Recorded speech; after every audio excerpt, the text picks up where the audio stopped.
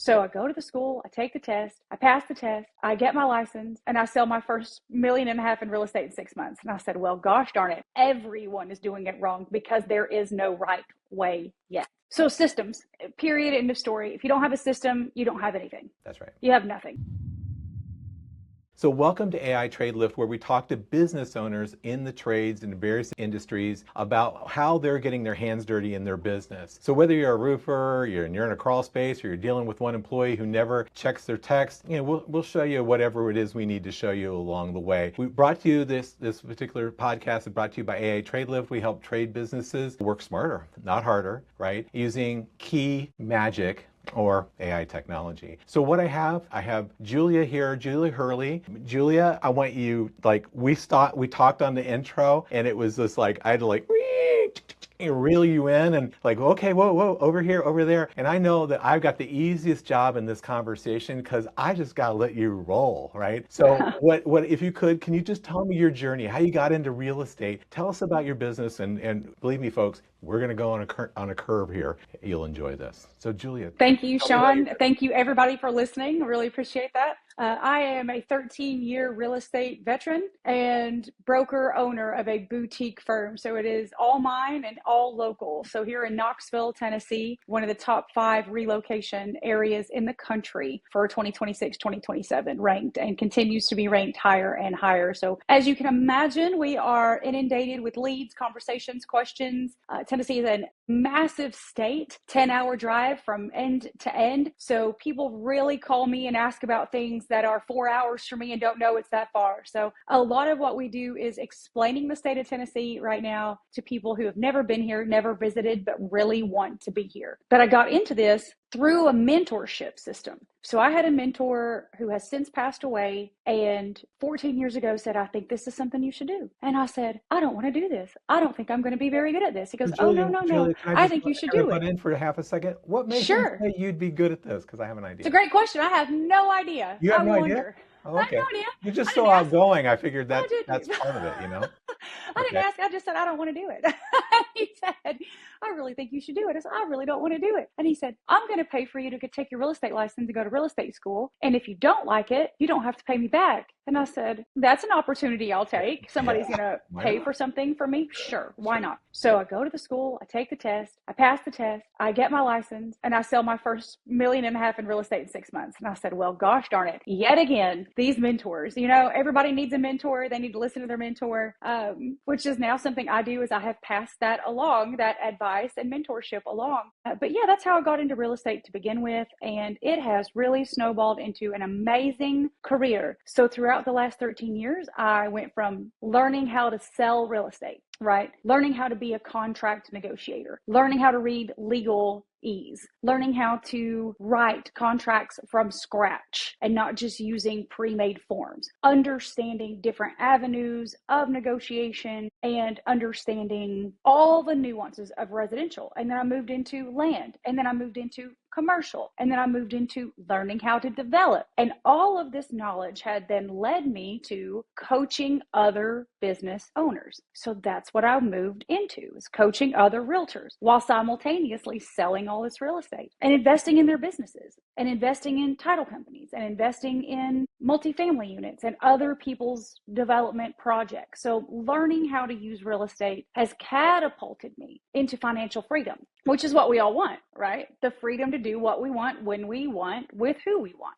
That moved me into the sports arena, which is where we are really moving. Okay, I'm going to take you over there just a second. I'm going to hold you back, like I said, pull it back. So on the real estate game that you've done so well, some people do well in real estate. Some people crush it in real estate like yourself. And what would you consider the thing that you did that created the growth? I mean, I know it's not all done on your back. It takes a group, right? A team. So tell me about how you built this thing beyond just yourself, Julia. So systems, period, end of story. If you don't have a system, you don't have anything. That's right. You have nothing. And as you grow a business, any type of business, everybody starts with themselves and they think, gosh, I'm going to do all this. I'm going to know how to do all this. And you get along with it and you're like, I have no idea how to file taxes. I did not know I needed a bookkeeper. I had no idea I needed an entire CRM system, because now I have 10,000 possible people that want something, a conversation,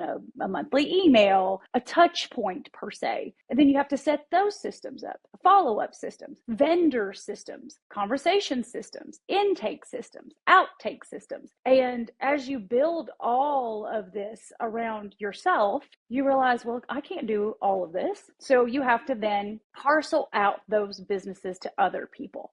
Right. Sure. And that's where you grow. That's how you grow.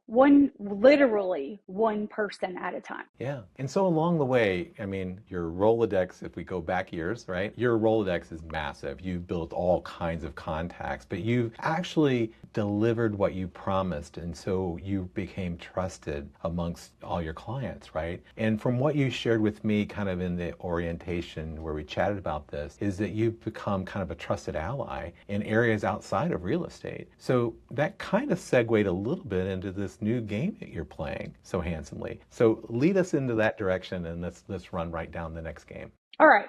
After creating all these systems and models, right? Understanding how they work and letting them work, again, not getting in my own way, not micromanaging, inspecting what I expect, adjusting accordingly. I stumbled across a student athlete that needed housing a few years ago, and it was a last minute conversation. And had I not had the freedom to drop everything and go, had I not had the opportunity to do that, I wouldn't be where I'm at now with this system. So this athlete contacted me through a mutual friend of ours. He needed housing a week before the first home game here in Knoxville, Tennessee. And if anybody knows, that's the UT Volunteers, kind of a big deal. You know, Knoxville's no small fry in the football arena. Yep. And it was like, oh my gosh, I have to have this now. Well, because of the contacts that I have built, I called a friend of mine who owns over 100 doors in the Knoxville market. And I said, do you have a house? I have a student athlete that needs housing. You know, athletes aren't my specialty. Yeah. So I don't know what to expect. I don't know what to do with this, but it was at the beginning of the NIL era. So the start of all of this, when it was just collectives and not the schools, and there was a contract from the collective and they had their own money and they want their own living space. I negotiated a contract with my friend on behalf of this athlete to borrow against his NIL contract, right? Wow. Because nobody was familiar with it. Yeah. And it was showing that he was employed and showing that he was getting paid, but it wasn't a 1099. It wasn't a W-2. It was just a contract from a company that was new. So understanding that it was a borrowability situation. So again, 13 years of understanding how to negotiate and write my own contracts. Right. Definitely fed right into this opportunity. So I saw it and I said, okay, well, let's do a guarantee against the NIL contract. We'll third party deal this where, okay, if he doesn't pay you, then you can go directly to the NIL company and get it from them, and we'll supersede him getting paid. And I'll work that negotiation out, which we did. Right? Totally fine. This kid got a house in 24 hours. And then he calls me and it says, how do I set up utilities? And then he calls me and says, how do I get renter's insurance? And I'm like, oh my gosh, we really need to do an FTT. And anybody that's in the tech world knows first this, then this, FTT. So I started creating another system. Here's what we do. Here's when we do it. Here's how we do it. Here's where we get it. Here's the most affordable. Here's the best. Here, whatever it is that you need. Every time he would ask for something, I would put it on the list, figure out a way to teach it to him so he could do it for himself, and then help him do it so it was done correctly. It did not occur to me that I was creating another system. Now, when it comes to the NIL, I mean, how are people doing it wrong? What are you seeing? Who is a better question? Yeah. Because how are they doing it wrong? Everyone is doing it wrong because there is no right way yet, if that makes sense. It's still unregulated. It is the wild, wild west. I will tell you, I have to be from experience. I work now with colleges in Colorado, colleges in universities in Colorado, colleges in Colorado, universities in California, NFL teams in Kansas, and University of Tennessee so far has the best system so far from everyone I've worked with that has a grasp of how to do this. And that's because the first NIL collective was founded in Knoxville, right? So I think that it's because that's where it started that they had a better grasp to begin with. So it's a little bit of the Wild West, so to speak, when it comes to this still. It's a little Shooter McGavin out there, you know. Sure. It's a little bit. Yeah, So, good. you know, as I continued with this kid who's now a grown man, you know, as I continued with him, everything that would come up on his plate, he would ask me about. Credit cards. How does credit work? How do investments work? How does anything work? Where do I take my car when it breaks down? Things that when you're living on campus as a student in general, these things aren't necessarily a thought. And then when you become someone who is a home renter and you have obligations and you're off campus and you're driving every day, and then you become a homeowner, which many of them have, that leads into more questions and more systems and more understanding of adult life and finances. And as we've continued through the progression, we've got one kid in the NFL now. We have 4 kids going to the NFL this year, hopefully, right? We got the draft. And then we have multiple kids in the next 2 years who will be going toward the professional industry. We have several kids who will not be going toward the NFL as well, who we have set up with job interviews and potential for Fortune 500 company conversations. And the university does a great job of doing that also. Yeah. We all have a different system of helping and mentoring and moving in the right direction. So let me just ask you about this, because it sounds like you're like a shepherd. You've got your kind of arms around these people, and keeping them out of the potholes of life, particularly at an early age, coming into some wealth of some sort, right? Relative, right? Wealth. And, you know, we talked on the intro about what makes you different than, say, any other agent or financial advisor working with one of these young men or sure. women, I guess, right? Yes. Mm-hmm. Hopefully one day we'll get some ladies. Yeah. You know, hopefully one day that'll be on our list. It would be wonderful to work with some of the women's athletics. That would be so great. Currently, just football. We only work with football currently. So what makes us different than an agent is we don't negotiate contracts. I'm not an attorney. Even though I can contract negotiate real estate contracts, it is not in my wheelhouse to argue with a coach or yell at the NIL guy who's in compliance about how much my kid is worth and you better pay him. I'm not looking to argue with coaches all day. That's not my job. I still have to live here. You know, like I have to live here. I have to do business here. I want to contribute to my community and I want to help, but I don't want the coaching staff at any of these universities or colleges to be like, God, I don't want Julia Hurley to call me. Right. So that is not my wheelhouse. I'm staying totally out of that arena, not interested in that situation. However, I am an advocate for the children on behalf of. So when an agent contacts me, which I have now 3 agents that I work with that have brought me athletes, I take every ancillary issue off their plate. An agent's number one goal is to negotiate a great contract, structure a great payment, and make sure that that kid gets a marketing deal where they can back into 20% commission off of it, because that's the standard. Right? There's a 20% max on advertising commissions and marketing commissions. So if you bring a kid in, say, we'll go NFL because NIL is totally unregulated. NFL is 3% is your max as an agent. That's all you're ever going to get paid. It doesn't matter if you do 1 million tasks for that kid, you're getting 3%. That's it. That's all you're getting paid. And then if you're doing all the ancillary and you're not spending your time getting a marketing deal where you can make 20% and that kid can make 20 million, you aren't doing the rest of your job. You're dealing with family, you're dealing with girlfriends, you're dealing with friends, you're dealing with rents, you're dealing with housing, you're dealing with cars, you're dealing with off-season, whatever it is. Those things don't make you money as an agent. And that's not where you need to create your best use of time for yourself or for the athlete, right?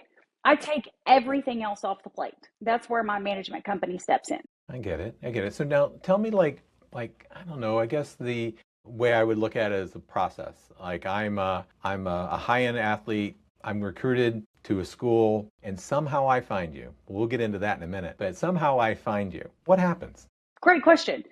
We do either an in-person or Zoom meeting, and it depends on the level of knowledge you already have. So I am a bespoke management firm. We literally tailor every program per kid. The only thing that is the same is the FTT. We know for a fact you will need very specific things. You will need housing. You will need banking. You will need a credit card. You will need insurance. You will need an ID in the state that you are in. You will need. I know for a fact there are needs that have to be met, period, end of story. And that's the only consistency we will have. Each kid has a different personality. Each vendor that I pair these kids with have different personalities, and they all need to match and have the same alignment and goal. Systems. So we interview the systems. Correct. There you go.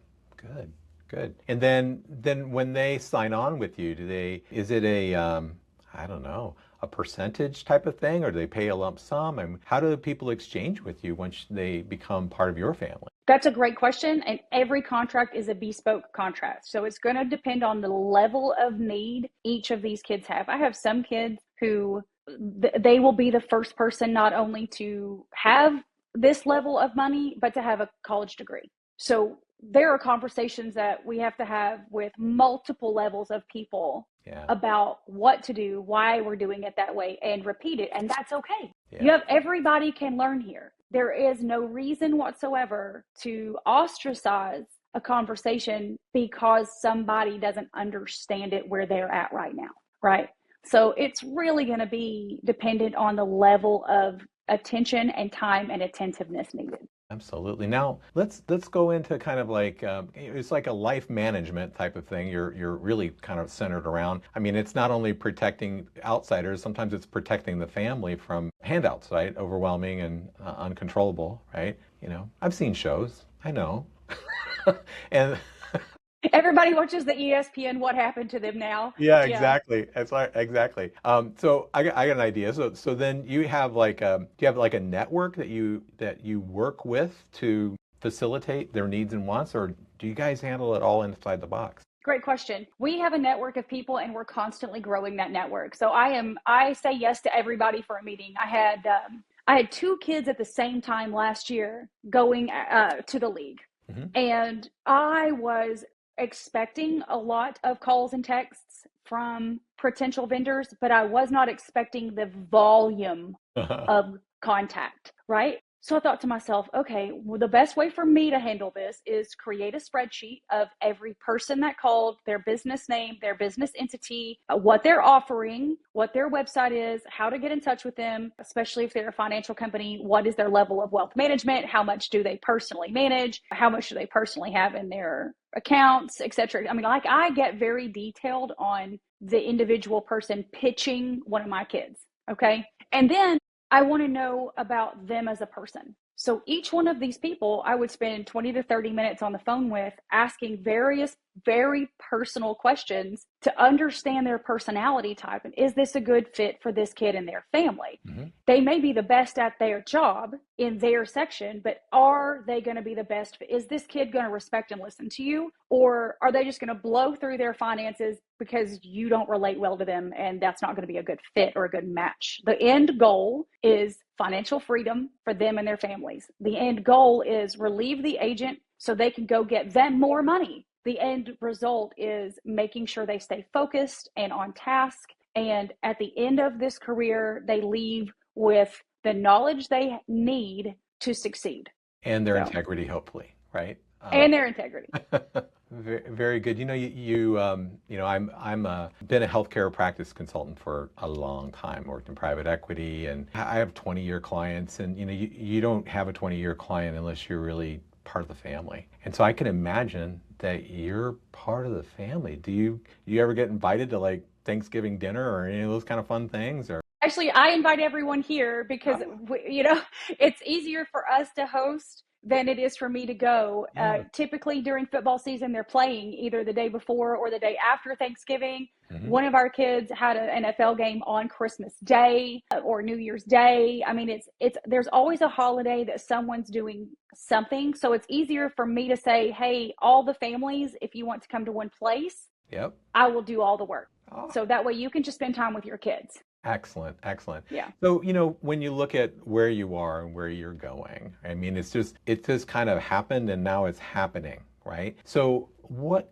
kind of like, I'm a technology company here. So, what kind of technology do you guys apply or consider that you'll need to apply to get that next level of growth? You sound very involved, very hands-on. What's the future look like for Great it? question. Yeah. So I'm hoping to continue to build out systems that I can then plug into AI that will tell me where I can become more efficient and effective. Currently, I've only been doing it 4 years. I don't necessarily feel like I have enough of a vendors list Yes. to create a tiered system for that yet. I'm still interviewing people. It's like, okay, each kid will bring something new to my attention that I would have not considered needing a third party vendor for. And they'll get contacted by people constantly on Instagram, or they'll somehow magically get up their cell phone number, how I don't know, and they'll contact them and offer them something I was unaware we needed a vendor for. So I will create another list. So it's like, okay, these are the services, these are the people, this is where they're located, this is their cost, this is what it'll cost the athlete. I really want to get more data for that. I feel like maybe 2 more years and I'll have a really good, solid way to plug that into AI to then say, okay, these are the people you've referred the most. These are the people that are, for example, these are the people that are producing the most financially. So I can plug and play who their financial advisor is, what their quarterly statements look like, which financial advisor is giving the best advice by way of this is who's made them the most money. Hmm. So then I can start to tier out a system for, okay, well, 6 athletes are using this person, 3 athletes are using this person, but this person with only 1 athlete gained X amount of percentage versus this person with 6. Maybe we should give this person more to, you know what I mean? Like, I'd really like to see a checks and balance system. So I hope to create that and a system for tracking all of this other than just a Google spreadsheet, because that's where we are at the moment. So, Hey, very successfully where you are at the moment, right? correct. So, yeah, Yeah. just as building a successful real estate business, there's only so much you can put on your back and then you build a team, right? So I imagine that that's going to be the scariest part of like putting not a technology, but a person that has Yeah. warmth and care factor that others will follow instead of trying to find you. Yeah, I work, again, my background is physical therapy, so I've consulted a lot of practices, and sometimes the owner is a beast. He's very competent, or she. Patients love him or her, and they always want to see him, and they're hiring staff, and yet they're doing 120% of the business at seeing patients and still have a business to run. So are you lining up your would-be, I don't know, outward-facing team to I am. this? I am. I'm not there yet. We're not at a pace yet or financial stability to be able to offer a salary to someone. Yeah. We're not there. Obviously, my first few kids, I charged $0 for. They were my experiment. It's like, Right. listen, I need to know that I can do this to the best of my ability, so I'm not leaving you destitute. I don't want to take something from you. So Yeah. we are just now getting to the point where we have a controlled financial system, right? So it's like, okay, this is kind of what these services would cost normally. This is what we can do them for in bulk. Again, very tailored to the need level of each kid still. However, I've got a couple of former athletes who would be unbelievably well suited for this system, and they understand everything that I'm saying, and they never had the goal of going pro. Their goal was, I like to play football. I want to do this sport. I enjoy it. I love it. I got a degree. I wanted to go do something else anyway. That's a win-win for me. And I found a couple of parents, especially the mothers, who all their babies are grown and football is all they ever knew. and they have doctorate degrees, and they're like, what do I do? Yeah. I'm bored. This I is need like something to do. growing I'm your like, oh, own, I've so got to something speak. for you to do. You're Like, growing your own, right? It's like, exactly, but in a good way, right? exactly, So you're growing in a your great own. way. And it Yeah. makes sense. They know the process from the receipt side. I've seen many of my clients go out and hang up a shingle, and I'm now a coach and consultant and that type of thing. And, I guess the imitation is the best form of flattery, right? But if you can bring them into your domain, and they know how you operate, and they know how the impact that it made, it's like they're a believer. They're not being sold. And I think that's a really good way to cultivate the growth. It's smart. Yeah. I have yet to come across any mother of a football player who doesn't understand everything that I'm saying as far as coaching and mentoring their kid. But their kid doesn't listen to them because that's their mom. So Yeah. they'll listen to me. All That's right. They'll listen to me. I say the same thing. They'll yeah. listen to me. Oh, yeah. So I can bring those mothers in, and other football kids will listen to them. Yeah. Yeah. And that's where we build something amazing. We build out a system where these kids are getting the same advice, the same coaching, the same training from people who have the experience, just not their parent. Yeah. Yeah. And that's where that's going to change that game. It's going to change it massively. That totally makes sense. I mean, I think even when from a consultant hat, and you're working with somebody, and what they need to do maybe takes a little bit of courage or whatever, and they're giving you all the reasons why it's not a good time, maybe later, and they're doing all these things. Sometimes what I'll do when I see that going on, I'll be like on a Zoom call. I go, hey, I want you to imagine that there's a guy over here, right? And he's just like you in every way. I feel like he's in Michigan. Right? He's got Yeah. Hey, he's in Michigan right here. It looks like Michigan, doesn't it? And he's over here, right? So, and he's like you in every way. What do you think is holding him back? And he goes, he's just afraid of getting people upset. And like, oh. And then the guy goes, oh, I think I'm afraid of getting people upset. Sometimes it's like, I imagine there's a lot of tough love that has to come in on it, but they know it's love, right? Yeah. Know it. They know it's a mutual respect. Yes. It is respect. I respect everything they do. I would never be able to do what they do. And I see how they are talked about in social media. I see how they are treated when they lose. Mm-hmm. I see how they are treated when they leave, like when they graduate and are no longer of use to that system. And it is a respect for what they are physically and mentally capable of, something I'm not able to do. And I think that because they are getting paid now, we are seeing a huge change in the way they are approached and are approaching life. But it is still so new that it is ripe for the pickings, I guess you could say, for people to take advantage of it or not understand it. I feel like I've had a few athletes who have exponentially larger IRS bills than they should because someone did not set them up for success appropriately, and we're having to backfile and amend returns appropriately so they don't get in trouble with the IRS. Like, these are things that, while it's great to have NIL, it's great that these schools want to do rev share, there still is not a system in place for progress because they can't.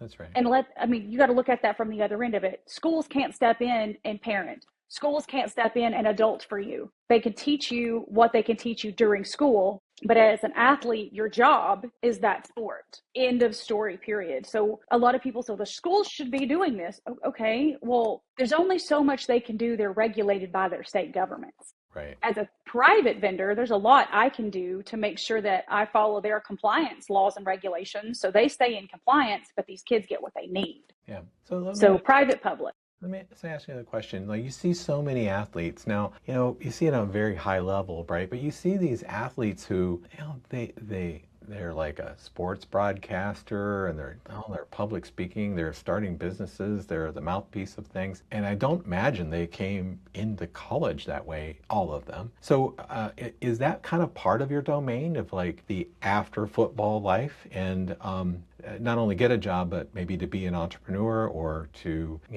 use his celebrity status to be, also NIL, but sometimes it's like when that world is over, what's next? Do you work on things like that if somebody has the chops for it or interest? Sure do. And that's where my real estate career comes into play. I was a national real estate coach. I know people all over the United States of America, not just in real estate. I network a room just like I would for any business. I need to know what you're doing and who you're doing it with and what you are offering. And do you have jobs? Do you have careers available? And I have continuously stayed in touch with these people. Yeah. So whenever one of my athletes is like, I'm going to go back home to whatever state I'm from, I don't know what I'm going to do. I'm like, oh, I know what you're going to do. You're going to go meet with so-and-so. I'll set up the meeting for you. I think this is going to go great. Or you're going to stay where you're at with the team you're at. We'll figure out a coaching career for you. We'll figure out some form of sports related industry for you where you are if you want to stay here. There's zero reason whatsoever that this is not a situation we can handle. These kids are coachable. That's evident. They've been being coached their whole life. They love a schedule. Give them one, they're going to follow it. It's not hard to place them in a career. It's really not. The difference is we're not making a buku of money from an NIL contract. We're now regular people money. So protecting that money up front, protecting that growth up front, so their career later, when it's not pro, is a career that they're not disappointed in and can find the time to grow. Very good. So Julia, let me ask you now, if I was your avatar, right, which I'm not, but if I was your avatar, how do I contact you? How do I find you? How do I Great question. Get in Great question. with you? Yeah. So I have one major website that filters everything through. It's called thejuliahurley.com. So it's just my name, thejuliahurley.com. And inside of that website, you will find everything you need. The real estate, if you want real estate, you'll find the sports management. You'll find copies of my books. You'll find my coaching programs. I wanted it to be in one place and easy for people to find. Yeah, because it's varied. What you're doing, varied. And I think then what do they do? So if they're an athlete, then they reach out, they set up a Zoom consult or something like that, and you go from there, see where We'll set up a Zoom consult. I ask very specific questions. The most important question is, where are you? Are we in an income tax state or not? I mean, number one question, where's your name? What's your team? What state are you in? I need to know what we're dealing with financially. Yeah. So some states are just really, really expensive to be in. Yes. And that really sets the tone for my next 50 questions. And then, you know what I mean? It's a lot. It's a lot. Yeah. It really will determine where we are and what you need. And then we'll talk about family, and we're going to talk about goals, and we're going to talk about plans, and we're going to talk about ideals, and we're going to talk about how you feel about all of it and where you are in your personal development and how you see that playing out in the future. And then we're going to start setting you up with vendors. Very good. Especially when you're a young man or maybe someday a young lady, and you're coming into like, wow, who would have thought, like kind of money. As we're younger, we don't think with the future, we think with the now, right? And being able to have that interview with you and getting that person to have a longer point of view than the next 4 years, right? I imagine it's fairly enlightening. Do you find that when you get on those calls, you got mom sitting at the table too? I have only had one mom do that, and oh my God, I talked to her more than I talked to her kid. I was like, you got to go away. Like, I'll have a conversation with you later. Yeah. Because I really like her so much. We still talk now. I'm like, okay, you got to go. You got to go away. I'm talking to you more than I'm talking to your kid. Exactly. So we get along like peas and carrots. She's great. Oh my God, I love her. We talk all the time. So I find that being involved in these kids' lives is more than just familial. It's the development teams at whatever school they're at or whatever NFL team they're with, and making sure that we're not stepping on anybody's toes, right? We know the limits. It's like, okay, this is technically something you can do, yes, but you have 150 kids to do it for. I have 13. That's right. Let me take this off your plate. I'll keep you informed. We're in compliance. Everything's okay. Like, you're not trying to take your job, not trying to step into your role. So just making sure that every person involved in their lives understands what the role is that we're providing. And I usually start either with the parents or the agent, because one of those two people is going to have the most amount of questions. Absolutely. Yeah.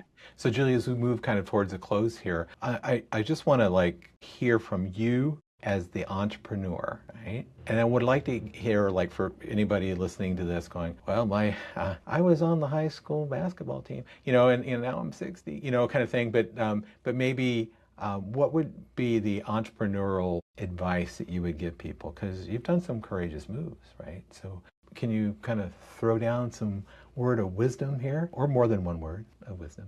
Create a system and stick to it. Just be consistent. Keep the goal. Keep the goal. Don't let people get in the way of that goal. Keep the people around you. Listen, If the people around you are not holding you accountable to your own goals, those people don't need to be around you. End of story, period. And that's what I tell my kids. That's what I tell my kid. That's what I tell my husband. That's what I tell anybody that will listen. If you are not surrounding yourself with people that support your end result, they have to go. You'll never get there if they don't. And it's going to hurt and it's going to be a little bit lonely. But the next level is going to be outstanding. So make a goal, be consistent, stick to it, and it will work out. Yeah, that's very good. Like, don't change your goal because of the company you keep, unless the company you keep gets you to reach higher goals, right? Exactly. So, super well done. So, Julia, the JuliaHurley.com, that's how we find you. I want to thank you so much for taking your time, and you have such an interesting kind of story and how we stumbled upon each other, and then all of a sudden we start getting into this whole thing on athlete management, which I think is fascinating. And, you know, whether you, quote, fell in it or whatever it is, you were built for it. So, super well done. I wish you tremendous success in the future. And thank you so much for being on today's podcast. Thank you, Sean. I look forward to doing business with you in the future. Absolutely.